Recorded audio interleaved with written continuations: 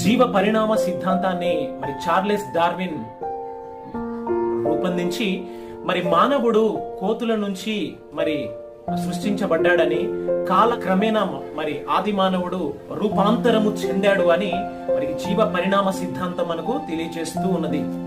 అయితే పరిశుద్ధ గ్రంథమైన బైబుల్ ఆది కాండము 1వ అధ్యాయము 2, 3వ అధ్యాయంలో మనం గమనించినట్లయితే మరి దేవుడు తన వాక్కు చేత ఈ యొక్క సమస్త సృష్టిని నిర్మించి మరి నేల మంటితో దేవుడు తన స్వరూపంలో తన సొత్తుగా దేవుడు మానవులను నిర్మించాడు. హల్లెలూయా.